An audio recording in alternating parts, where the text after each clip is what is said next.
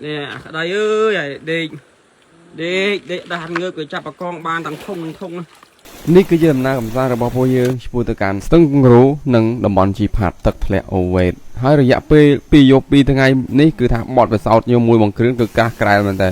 និយាយវាថាមិនមែនធម្មតាទេយើងដើរលេងធម្មតារដងគឺដើរលេងលើនេះគឺដើរលេងសើចចម្រងមកគ្រប់វិនាទីនៅជាមួយគាត់ឲ្យតែគាត់បើកភ្នែកគឺគាត់ក៏ផ្លែងខ្ញុំសើចចម្រងហើយសកម្មភាពទាំងអស់នេះគឺមិនមែនជាសកម្មភាពទិញឬក៏យើងទិញគេមកពីផ្សារទេបកងហ្នឹងគឺបកងគាត់ចាប់បានមួយអាវុធធីពិតមែនអត់និយាយលេងទេដោយសារតែយប់ហ្នឹងខ្ញុំអស់កម្លាំងខ្ញុំដេកអត់ដឹងតែគេចាប់បកងបានលេងហើយអាហារធម្មជាតិនៅតំបន់នេះគឺមានច្រើនមិនមែនតែមានបកងតែប៉ុណ្ណោះទេមានទាំងផ្សិតមានទាំងត្រីហើយធម្មជាតិខែនេះអមជាមួយមេឃភ្នែកអាកាសធាតុសែនត្រជាក់បែបនេះទៀតធ្វើឲ្យដំណើរកំសាន្តមួយនេះវាញ៉ាំងបរិយាកាសឲ្យកាន់តែល្អមែនតើហើយបងប្អូនប្រកាសជាឆ្ងល់ថាយើងទៅនឹងជួបឧបសគ្គអីខ្លះហើយនឹងដឹងទាំងអស់គ្នានៅពេលបន្តិចទៀតនេះការចាប់ផ្ដើមនៅវីដេអូមួយនេះខ្ញុំបានធ្វើដំណើរពីខាងភ្នំពេញហើយខ្ញុំដេកនៅហាងកាហ្វេទេ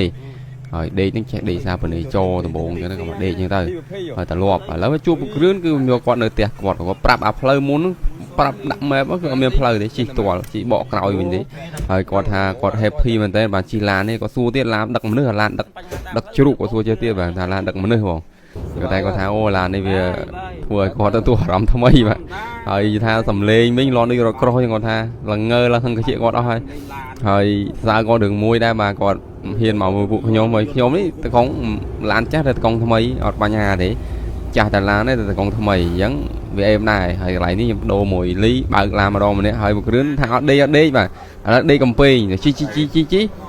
ឡានវាឈ្ងៀមមិនដឹងឈ្ងៀមអីទៅពេលវាឈ្ងៀមថាសប្រាំងនោះមានបើកទៅមើលម៉ាស៊ីននៃណានោះមួយគ្រឿនចេះតែមានថាខ្ញុំបើកមើលលួយឆេះម៉ាស៊ីនថាម៉ាស៊ីនបើមិនឆេះមិនទៅមុខហើយអាកាសធាតុគឺថាគួរសមដែរម្ដងនេះតិចម្ដងកំពង់សិលាក៏យើងរៀបចំចាក់សាំងចាក់ភេងយើងទៅរកបាយរកទឹកដើម្បីចំអែតកាពះហើយវាមានបាយមានអីក្នុងកាពះផងកុំឲ្យវាឃ្លានពេកកុំឲ្យឡានខូចទៅយើងអត់មានអីក្នុងកាពះនិយាយច្រឡំហើយគ្រឿងគាត់ឃើញកាទៀវញឹមមកថាអូអញរស់ហើយគាត់ថាអញ្ចឹងហើយខ្ញុំបាយនេះគឺបាយស្អីទេមានមាន់ហើយមានស្ពៃជ្រក់អាហារបែបនេះគឺខ្ញុំចូលចិត្តភាគច្រើនហើយទឹកស៊ុបអញ្ចឹងទៅហើយអាហារឆ្ងាញ់ទៅបានតែមួយពេលនេះទេតិចទៀតទៅដល់ស្ទឹងរូនឹងបានត្រីបានអត់ផងទេដោយសារតែយើងមិនដឹងដែរហើយបាយហើយក៏រៀបចំចេញជាហ្គាសថែមទៀតកាលពីវាអស់សាំងទៅមិនសល់ហ្គាសតែប៉ុតឡាននេះត្រូវកែដាក់ម៉ាសុតនេះម៉ាស៊ីននេះតែរៀងថ្លៃពេកឌីខ្ទង់3000 2000នេះដែរក៏ប៉ុន្តែបើយើងដាក់ម៉ាសុតទៅវាស្រួលជីជាងសាំងហេតុផលនេះគឺថាពេលច្រើនឡាចូលព្រៃគេយកម៉ាសុតហើយគេអត់យកសាំងទេវាមានភាពងាយស្រួលជាងសាំងម៉ាសុតវាងាយជួសជុលងាយធ្វើហើយមិនងាយខូចដូចសាំងទេសាំងតែខូចតិចក៏ងាយងាងនេះសម្រាប់យើងដើរព្រៃហ្នឹងណាហើយបន្ទាប់មកទៀតនេះទិញតកកទិញឲ្យដាក់ចាំមករៀបចំទិញដោះគោស្រស់ដីធ្វើកាហ្វេហើយអាហារអ្វីយើងមិនភ្លេចគឺអង្គបាទអូខ្ញុំប្រាប់បន្តិចគាត់ថាឡានដាក់ម៉ាសុតហើយចុះម៉ូតូចូលព្រៃមិនប្រើសាំងមិនប្រើម៉ាសុតដែរទៅបាទកន្លែងនេះក៏ខ្ញុំមិនដឹងថា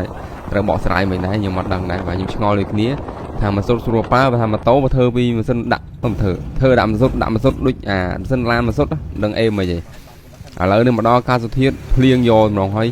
អេបងប្អូនមើលឃើញស្រាប់នេះអូស្អាតខ្លាំងមែនតើហើយពួកយើងបានបើកផងគ្រឿនក៏ដេកលក់មានដឹងខ្លួនទេនោះហើយលីក៏ដេកពួកគ្រឿនក៏ដេកមិនដេកសំដែងបាទដេកមែនតើបងប្អូនហើយបន្តមកទៀតក៏ធ្វើដំណើររហូតមកដល់នេះក៏ថាឃើញផ្លូវបែបនេះមិនពិបាកទេផ្លូវនេះវាស្រួលតែប៉ុណ្ណេះមិនពិបាកអីទេគ្រាន់ផ្លូវខ្លះរហូតដាច់តិចតួចតែប៉ុណ្្នឹងទេហើយផ្លូវពិបាកគឺមិនមែនផ្លូវបែបនេះទេផ្លូវអស់រ៉ូតក៏ផ្លូវបែបមួយទៀតចាំមើលមានអាកាសខ្ញុំនឹងព្យាយាមទៅអស់រ៉ូតចំឲ្យបងប្អូនបានមើលហើយនេះបងប្អូនក៏មកបលេងវាស្ទឹងគង្រូលហើយបើយើងមកដល់នេះក៏ឃើញថាផ្លូវនេះអេមដែរបាទនោះគេចុះក៏ហ៊ានជិះទេគាត់ថាអត់ទុកចិត្តតកងថ្មីខ្ញុំថាអើយបារម្ភម្លេះខ្ញុំទៅបើកឡានតែកុំភ័យអីយើងដើរមួយគ្នាត្រូវមានភាពជឿជាក់លើគ្នាបាទហើយអ្នកថតនេះគេថាថតឲ្យចិត្តបន្តិចមិនបីឃើញចំណោទនឹងខ្ពស់និយាយថាចាប់ប្លង់វិញចាប់សុទ្ធតែប្លង់ក្នុងព្រៃបាទអូយអស្ចារ្យមែនអ្នកថតសរសើរបាទបន្តមកទៀតឡានយើងក៏ថាចុះមកដល់កន្លែងនេះរៀបចំចិត្តដល់ពង្រូលហើយថាស្ទឹងពង្រូលខែនេះក៏វាគួរសមតែអីអត់ភ្លៀងវាមិនជាច្រើនទេតែអត់ដឹងមិនទេឲ្យតែមកដល់តំបន់ហ្នឹងគឺតែងតែមានភ្លៀងមានអីចឹងហ្មងពីច្រើនវាមានសល់ព្រៃឈើច្រើនអញ្ចឹងថាកតាព្រៃឈើវាសំខាន់ណាវាសំខាន់មែនតើដូចបងប្អូនបានដឹងស្រាប់ហើយ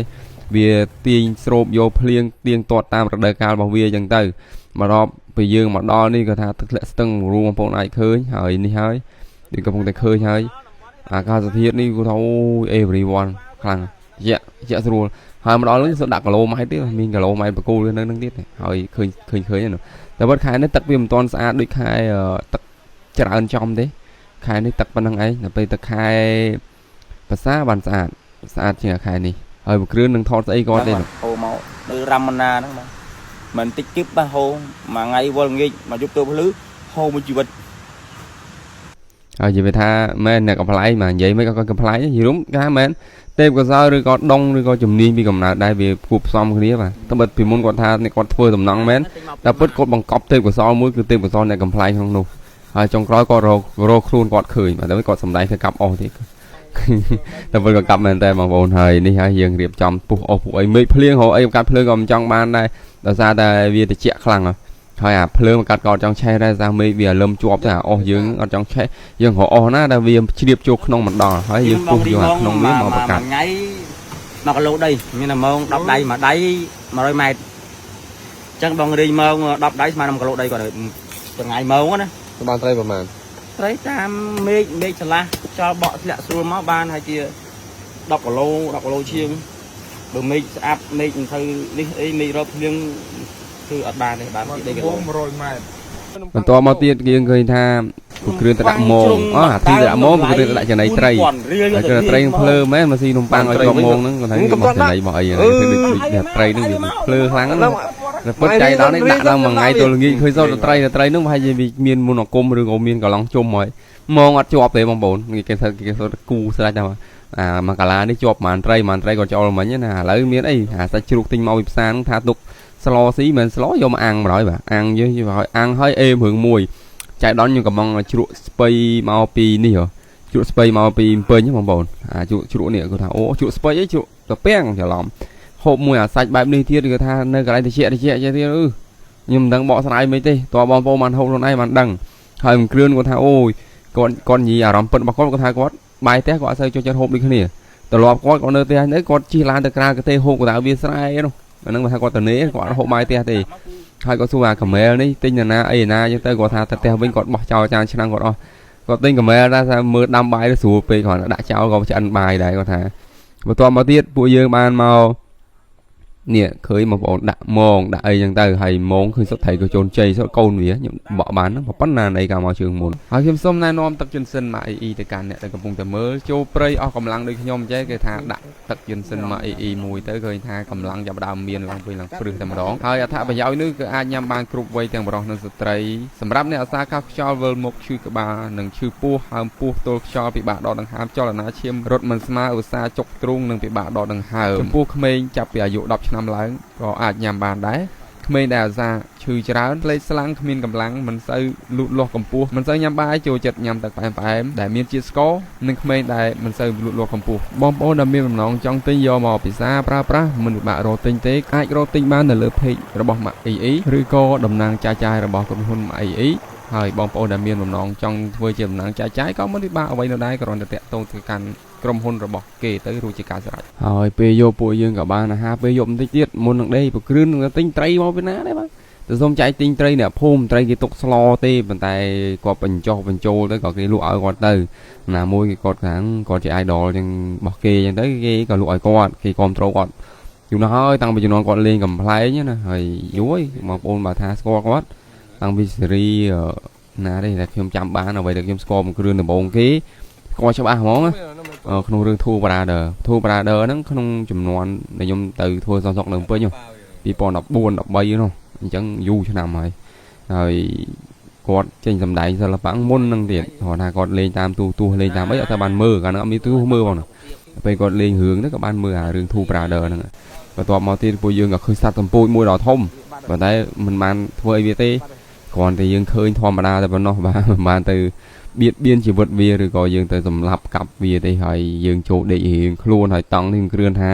វាអត់សមគាត់ដេកមួយខ្ញុំទេគាត់និយាយចេះហើយគាត់និយាយមិនដឹងបានន័យថាម៉េចទេខ្ញុំកាត់ន័យគាត់មិនយល់បងប្អូនកាត់ន័យគាត់យល់អាចយល់ន័យគាត់និយាយហើយមានមេម៉ៅចូលមកដេកជាមួយមេម៉ៅ2មនុស្ស2បាទក្នុងតង់បែបហ្នឹងគឺតិចហើយដូចនិយាយហ្នឹងការដើរកំសាន្តតាមតំបន់ទេសចរវាជារឿងមួយដែលយើងសម្រាប់ពីការងារសម្រាប់ពីវាហត់នឿយបន្ធូរអារម្មណ៍យើងបោះចោលភាពនឿយហត់ទាំងអស់ទៅតាមពេលវេលាដែលយើងសម្រាកហ្នឹងហើយ ទឹកជ្រោះលីបលឹមឡើងគាត់គ្មានគិតអីដែរគាត់ឃើញទឹកស្អាតគាត់យកអាតង់គាត់អីគេដាក់ក្រៅដេកណាផ្លុំឲ្យប៉ោងដាក់ទឹកដែតគាត់ហែទឹកលេងហើយបងប្អូនគាត់លឺមន់លងាវបាទឥឡូវមន់ចិត្តខ្ញុំដេញយ៉ាងណាក៏វាមិនទៅវាលងាវវាចង់ចូលសម្លេងក្នុងនឹងដែរហើយសាច់ក្រកក៏ខ្លោចដឹងមិនអាបាយក៏ខ្លោចទាំងអស់តែម្ដងបាទបន្តមកទៀតបាយខ្លោចក៏ហូបដែរថាអត់ហើយតែពិតបាយខ្លោចទៅគៀនឯបាយកម្មែទូខ្លោចក៏នៅអាចហូបបានខ្លះដែរហើយដូចឃើញអញ្ចឹងគ្រឿនគាត់ដាក់បាយពេញពោះដែរគាត់ថាបើទៅមុខទៀតយើងមិនដឹងថាជួបបញ្ហាឬក៏ជួបឧបសគ្គអីទេដោយសារដំណើរពីពង្រូលទៅជីផាត់ហ្នឹងគឺឆ្ងាយហើយភាគ2នឹងមកដល់ឆាប់ហើយវីដេអូខ្ញុំកាត់ចេញពី2ភាគបើដាក់2ហ្មងវាវែងពេកដល់20នាទីជាងយើងខាតពេលវេលាទាំងអ្នកមើលខ្ញុំព្យាយាមសម្រួលមិនឲ្យអ្នកមើលវីដេអូហ្នឹងតាមពេលវេលាខ្លីដែលអាចធ្វើទៅបានហើយរីករាយអញ្ចឹង10នាទីជាងនេះគឺវារៀងល្មមដែរទាំងអាចទស្សនានឹងមើលហើយអ្វីដែលមួយទៀតដែលយើងមុននឹងចេញពីកន្លែងយើងបោះតង់គឺសម្អាតអស់ទៅបាទវាមិនជាខាតអីទេចំណាយពេលដុតឬក៏ដឹកយកទៅវិញក៏មិនអីដែរថាដឹកមិនបានក៏ហីចុះយើងត្រូវតែដុតវាទៅទោះយ៉ាងណាក៏គ្រាន់បើជាងឲ្យវាហើរាយប៉ាយពេញនឹងដែរដូចថងសអញ្ចឹងពេលយើងមកគឺថងប្លាស្ទិកច្រើនពេកយើងបាត់អារម្មណ៍ហើយថៃគេអារម្មណ៍រីករាយជាមួយធម្មជាតិហើយគ្រឿន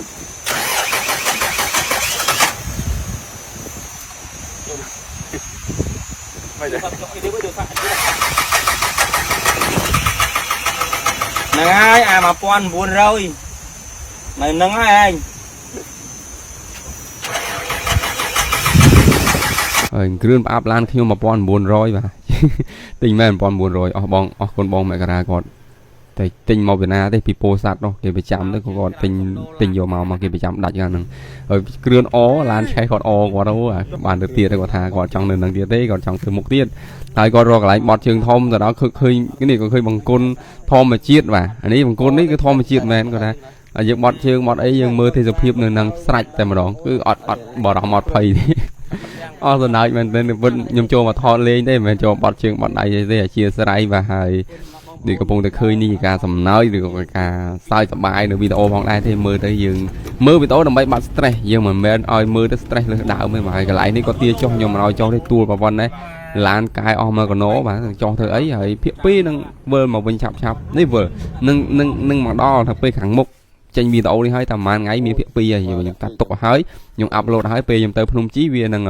alert ផុសខ្លួនវាដោយអូតូចឹងម្ដងទៅហើយយើងនឹងជួបគ្នាវីដេអូក្រោយបាយបាយជម្រាបសុខសប្បាយសំណាងល្អបងប្អូនអរគ្នា